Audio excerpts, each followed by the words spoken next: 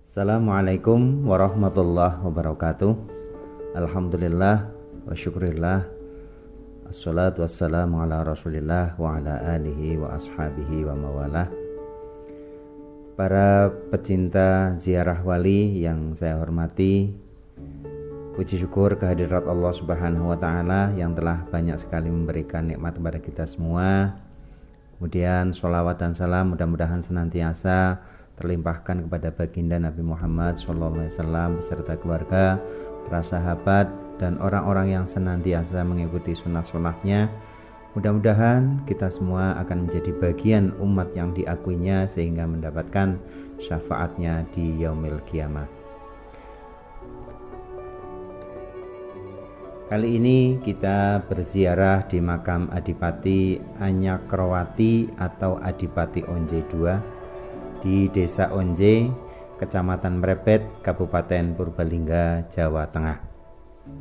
Makam Adipati Onje II dan tokoh lain terletak di Grumbul Pesawahan, Desa Karangturi, di samping pemakaman umum yang berada di Jalan Desa Onje. Makam ini terpisah dari makam lain, dibatasi benteng batu atau kandang sengker dengan pintu gerbang.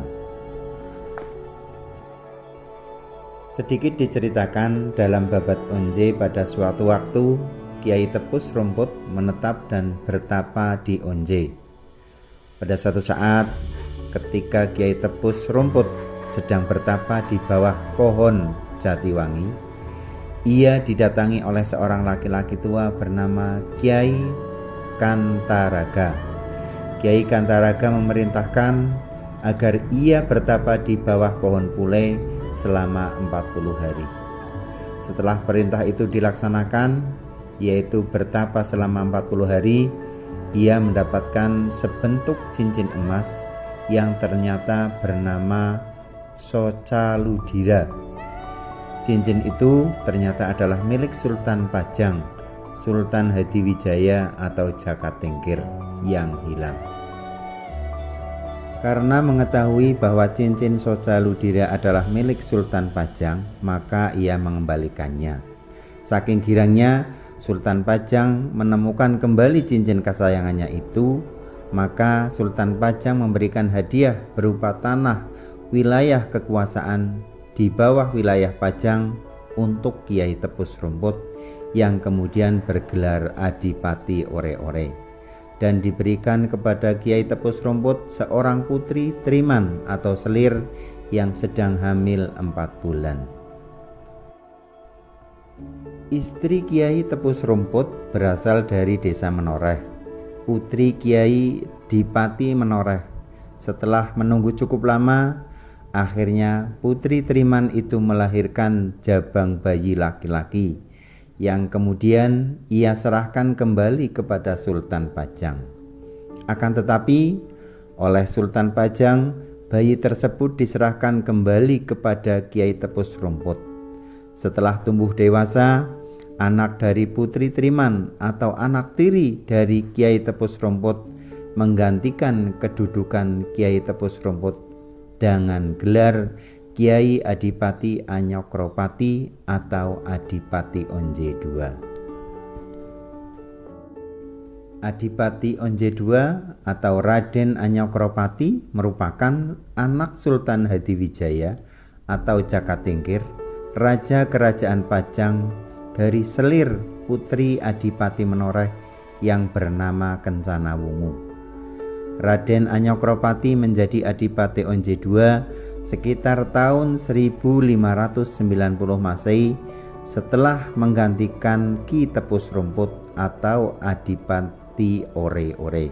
Di bawah kepemimpinan Adipati Onje II, Kadipaten Onje menjadi kadipaten yang luas kekuasaannya.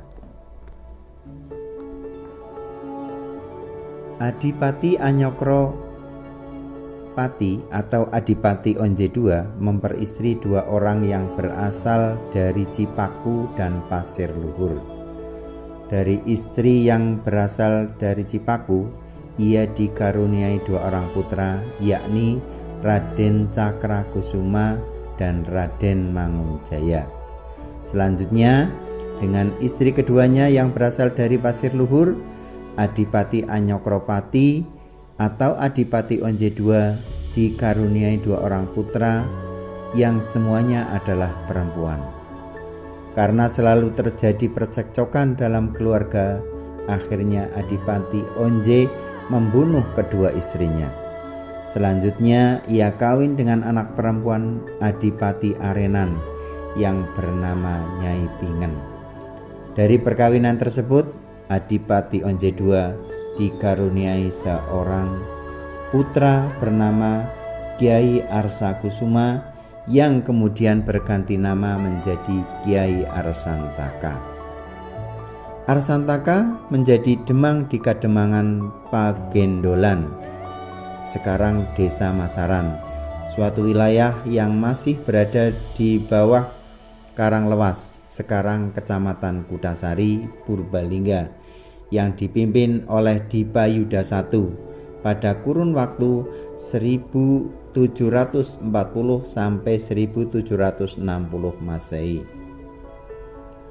Dalam Perang Jenar, Arsantaka berada di dalam pasukan Kadipaten Banyumas yang membela Pakubuwono.